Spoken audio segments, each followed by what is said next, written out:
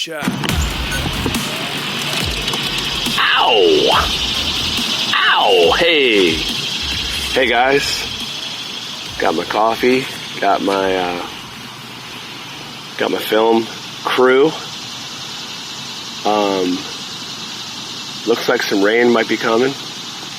And we're just sitting out here for my first ever Jevon podcast number 1. So, what has been going on lately? Well, I've been playing a lot. Playing a lot of gigs. Sweating a little bit. I wouldn't really say I'm much of a sweater. Some people sweat more than others, as you might know. Some people can sweat, get nervous.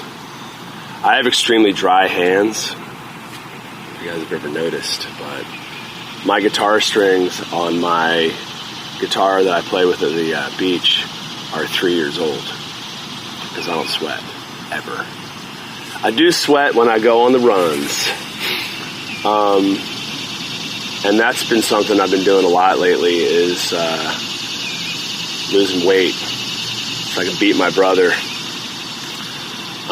We've been doing this fitness challenge thing. I'm sure, I know a lot of you guys have seen it. A lot of you guys, a lot of you ladies, a lot of you dudes, bros.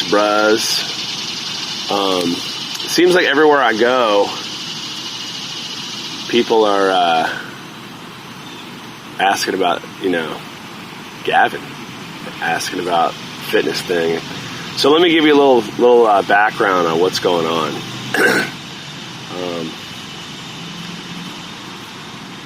My brother and I we don't hate each other.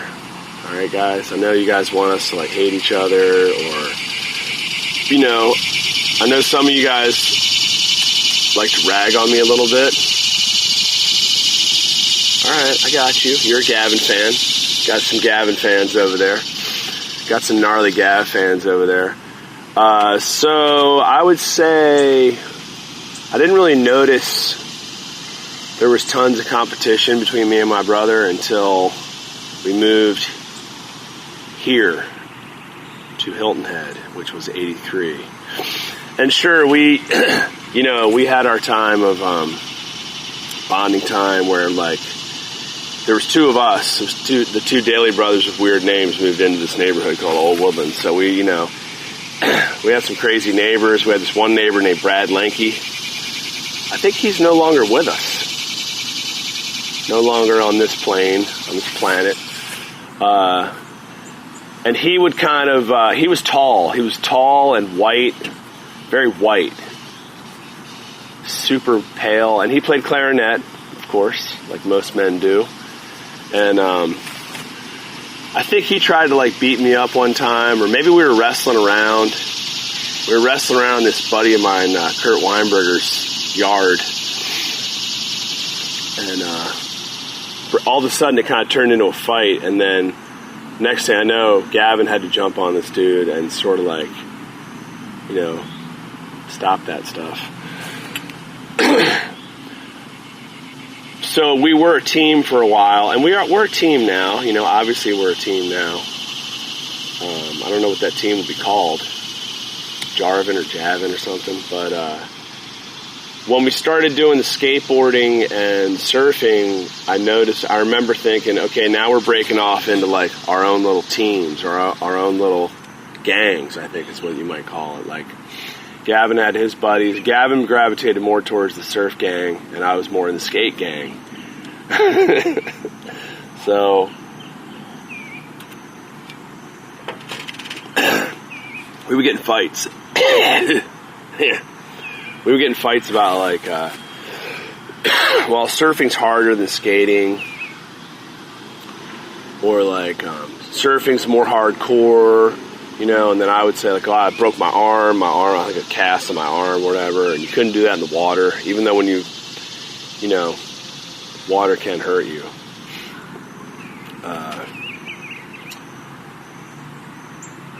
Then we started weightlifting, and this is where all the real competition started, and Gavin was just genetically way stronger than me. I mean, we all have our genetic gifts.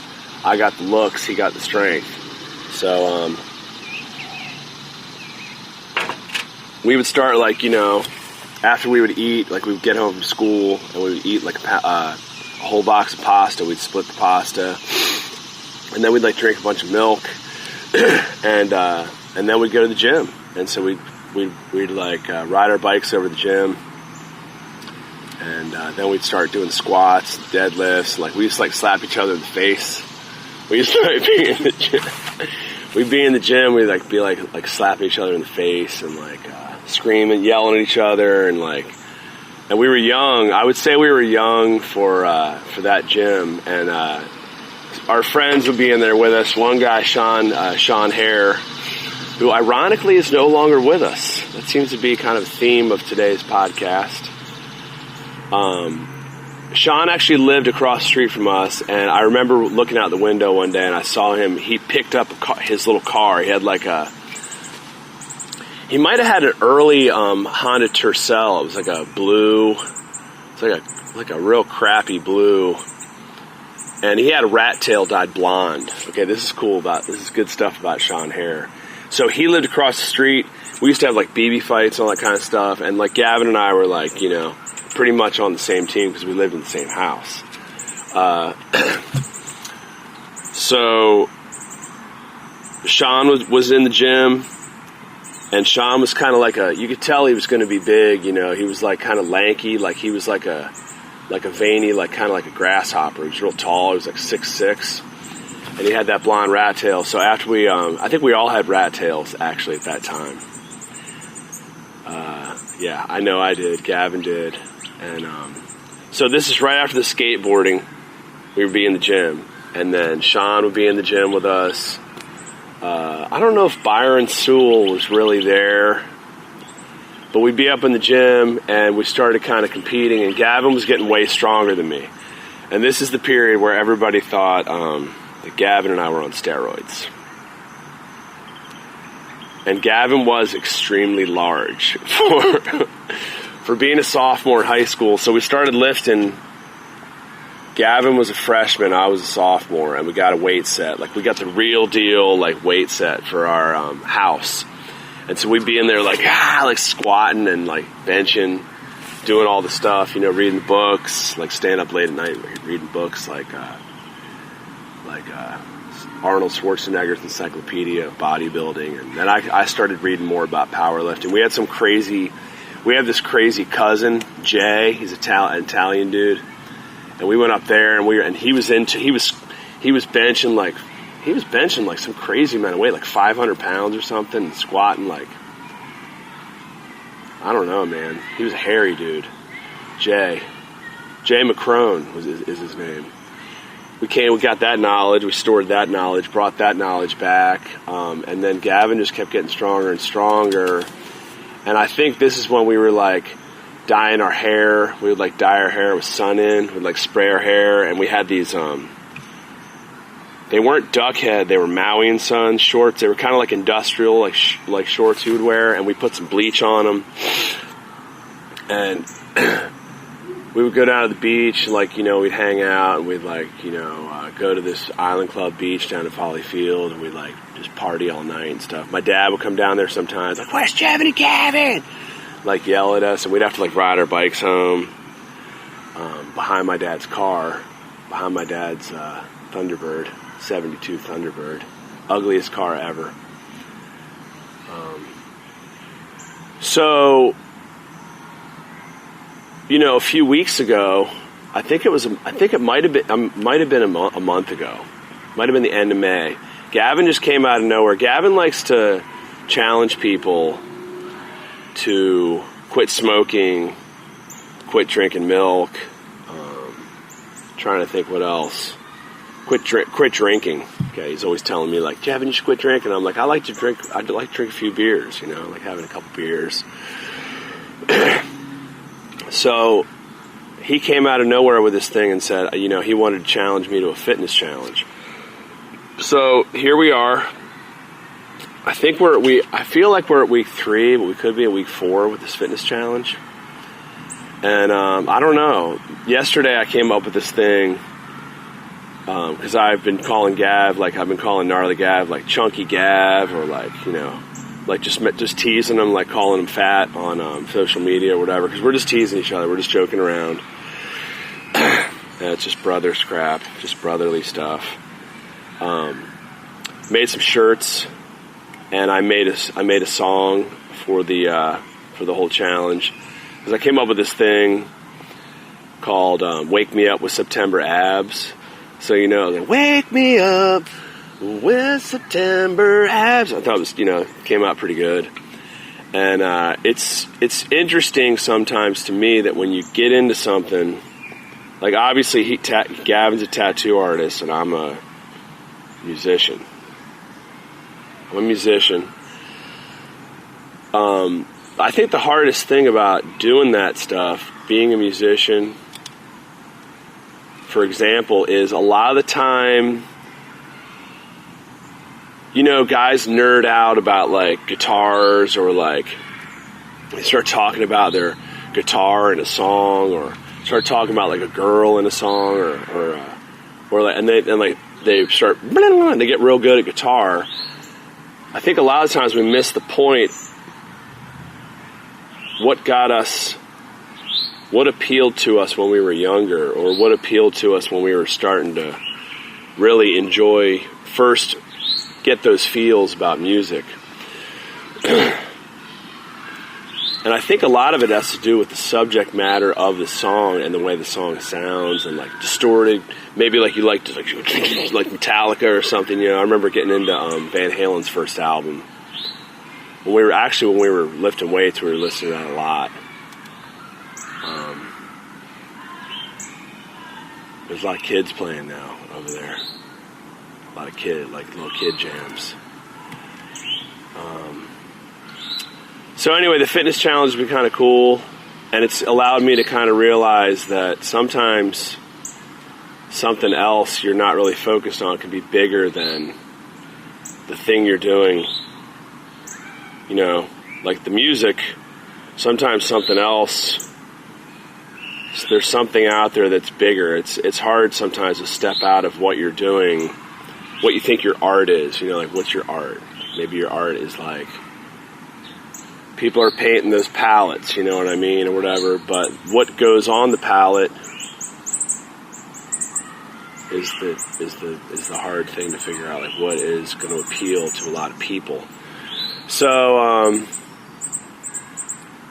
this fitness challenge has kind of taken on a life of its own, and people are really gravitating toward. I see a lot of people, hey man, you know, I lost 5 pounds, you know, and Gavin was saying, you know, the fitness challenge isn't really about us, Jevon. It's about influencing other people, but we didn't really necessarily set out to say like, hey, I hope you go for a walk, or I hope you quit eating those horrible frozen raviolis. You know, people get frozen raviolis, or late night ice cream when you're watching, you know, I don't watch Game of Thrones, but, you know, people like binge watch these shows, and then they eat like 2 bags of Cheetos. Like every episode you're eating a bag of Cheetos or something. Or it's sad. It's depressing, but it also makes you feel good, so you gotta feel good, you know. Gotta make sure you're feeling good. And I do think that another thing I was jamming on the other day in my head was this doodle till you die thing. You gotta, you know, I was at a school a few weeks ago, and I was kind of sort of talking to the crowd, the kids, and the teachers were kind of hanging out, and I was saying, you know, when was the last time you went outside and like just ran around? And like adults don't do that. I mean, you go for, you know, if you're a runner, you go for a run, or you get on your bike and you put on, you know, like put on a mix. You got like Beyonce on there, Jay-Z, whatever, like Beyonce and Jay-Z, or like a Beyonce mixtape or something, Kanye, whatever. But, you know, the doodle till you die thing is like, have you gone outside and like just ran around kick, you know, when you were a kid, you like kick a ball by yourself, or like you sit down and you like just get some crayons and you're just drawing, and then you're wondering like, why do I feel good right now? Why do I feel so good? Because you're making something.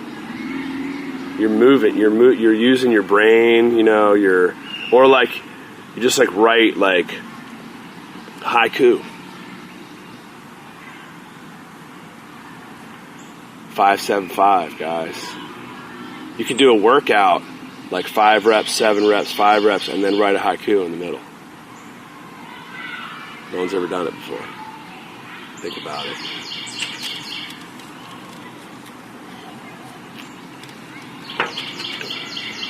I remember a few years ago, I would say 5 years ago, I was lost.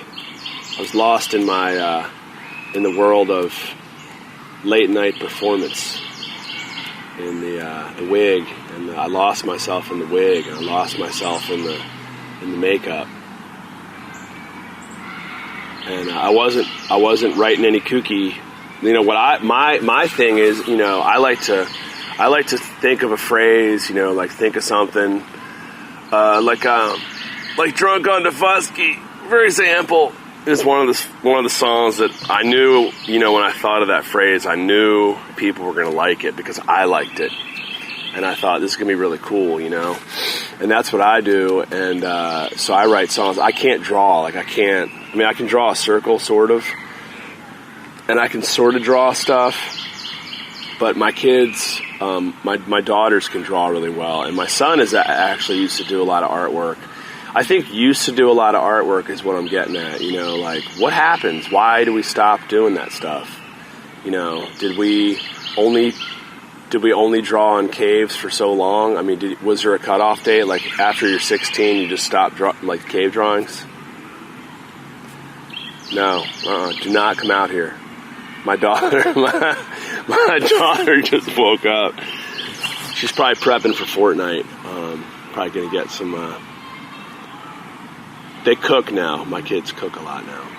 That's what they like to do. They like to cook. My other daughter Brianna has a YouTube channel where she sings. And, yeah, I know, man. Brianna has a YouTube channel. And, my daughter's art is video games, and that, I hate to say it, a lot of you people out there, like, you know, the people I play for like to bash rap music and video games all the time. Come on, man. You can't bash video games. I mean, everybody, and then, you know, the funny thing is they're all bashing that stuff when they're on their phone. They're all kind of like, they're like on Facebook, and they're like, back when I was little, we used to play in a puddle with a metal ring. We used to have the thing, and we you know, like that old-timey game that no one's ever played, where you like have a stick, and you like push a wheel around or something. Like, no. I played a lot of video games, and I think rap music is it might be the most important American art form. I mean, I remember when I first heard. What was the first thing I heard? Oh, I heard Roxanne, Roxanne. My cousin Maria Di Marino came down right when we moved here, and she had this cassette tape, and it had Roxanne, Roxanne by, I think it's UTFO. And I just thought, like, this is so cool. Like, this guy was talking about, you know, obviously it's about a girl, because a lot of songs are about love. Everybody writes love songs, which I think are boring, but I know girls that love songs, and I loved this song, Roxanne, Roxanne, and you know, it's art too. I mean, these guys were going out.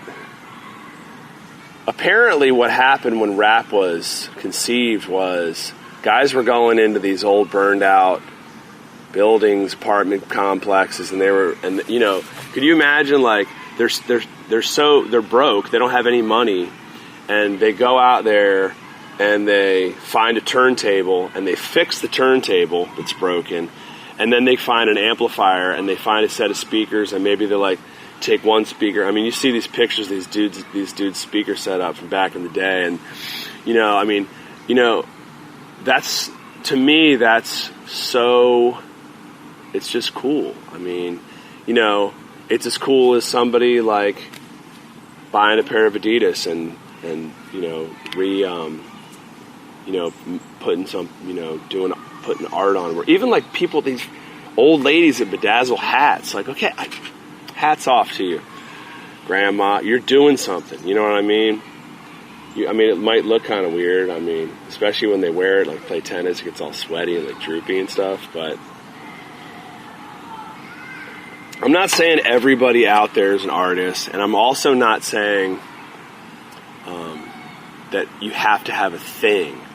But I think your thing can be riding a motorcycle, walking a dog. Your thing can be pulling weed. I remember for a while I was really into like pulling the weeds in my yard. That was my thing.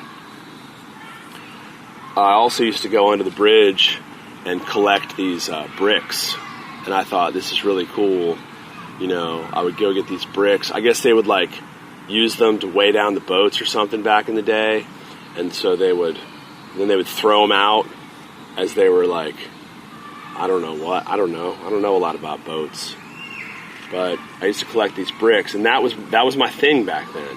I bought a house, and I had like the only cool thing about my house to me on the outside of my house, because it was like a cookie cutter kind of neighborhood. A lot of that's a lot of the neighborhoods out here are kind of like vinyl siding and all that kinds of stuff. But the thing that made me happy was when I would come home at night from playing music, and I would see all my bricks, and from the sun beating down, there'd be all this salt, and then my son would like go out there like the next day, he'd lick a brick. He'd like always be licking bricks.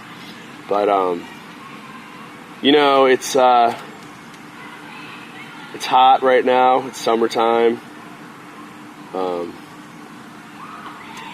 It's easy to sweat, especially like looking at this storm coming.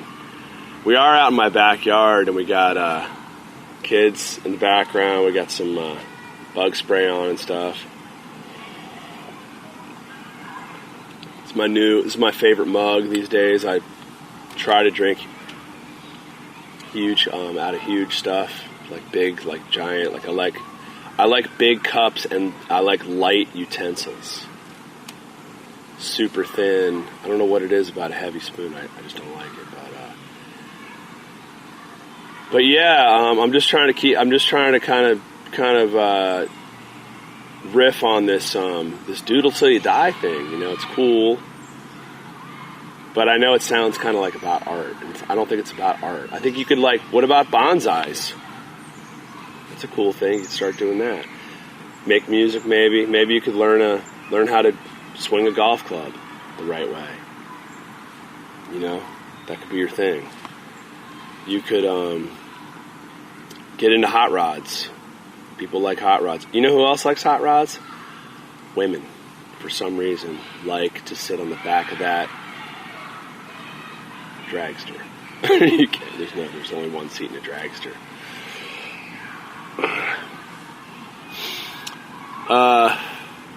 Don't lose that kid in you. Don't lose the kid. When you were 7, like, who is that? You ever think about that kid? You ever get back and think about who was I back then? I know who I was. I was a long-haired wimp, but I was also a person who I remember running around in the playground. We used to live in the Virgin Islands. We lived in St. Thomas, and I remember running around. I had a little girlfriend. I think her name was Dominique or something. Long time ago. She was from Cuba or something. But I remember, and I had a little friend named Tony. Gavin and I were some of the only white kids at this school, Sibley School, and we running around. I remember thinking, everybody likes me and I like everybody else. This is so cool, And then I moved to Hilton Head, and we had long hair. We had long, our hair was super blonde. And these kids, and this buddy of mine who I'm still in contact with, and I don't want to kill him or anything, but he always used to call me Julie.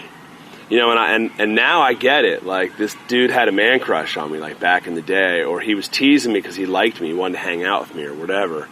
And he's a cool guy when I see him, or when I see, you know, all these other guys who kind of, like, would tease the crap out of me when I was, like they used to do this thing where, like, they'd walk behind you and smack you in the back of the head, you know, and all that kind of stuff. I mean, it's weird. You know, when Gavin and I got in all this weightlifting crap, no one was smacking us in the back of the head anymore. So, you know, it's weird how all that stuff kind of comes full circle. But I think about that little guy that I used to be a lot. And when I do my thing, you know, even when I sing or something, even though I'm not really like a pure, like I wouldn't really consider myself a singer. Like, oh, but when I sing. And when I write songs, I'm trying to, like, get back to that kid, you know. I mean, I still feel like that kid sometimes.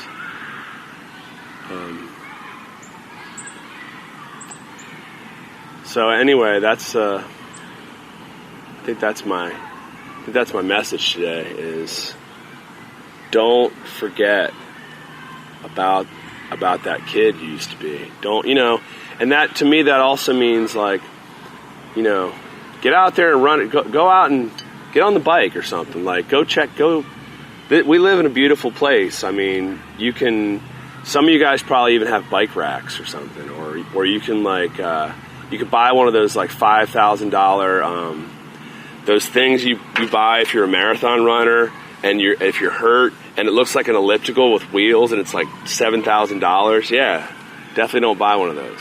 These things are weird looking. But you could buy one of those weird looking bikes where you lay down and you're pedaling and you're looking up at the sky and you can't see anything in front of you. You know, and you're kind of dangerous. But maybe you need it. Maybe you I don't know. I know one of my buddies got his spine, some of those he got like L9, or is there an L9? Is that a battleship thing? I don't know. L4? He got him fused. So maybe that's why those guys ride those weird bikes where they're kind of like laying down. But I do think even something as simple as walking, and, you know, it's also good. I've noticed my wife and I have gone on some walks, and we really talk, and we talk about stuff, and I just think, you know, I mean, that's what people do. That's what we're built for, right? If you believe in all that weird, like, stuff about, like, the human body and all that kind of crap, like, you know, we're meant to move around. We're meant to go over here, and then you pick up a salted cashew on the ground, and then you go another mile, and then you pick up, like, a candied yam out of the earth. So get out there and do something, guys. That's what I recently was lucky enough to do a TED Talk, and at the end of my thing, I said, you know, get out there and do your thing. And I think being indoors is cool. I love air conditioning. It's very important to me. I like especially in the humidity.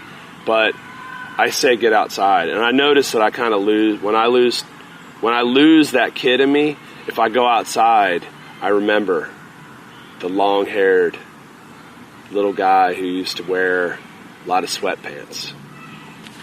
We used to wear sweatpants to school all the time. We used to wear corduroys and sweatpants. I know Gavin remembers, and people used to make fun of us. But we were surfers, and they weren't. So, I mean, we kind of, you know, we thought we were cool. I mean, my mom used to always tell us, we're cool. Do a lot of moms say that? Has your mom ever said that to you? Has your mom ever said you were cool? I don't know. That's nice. That's nice to hear from your mom. So I try to tell my kids that.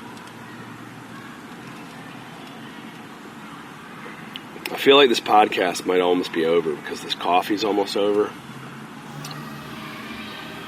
And I think now might be a good time to end. And see you next time.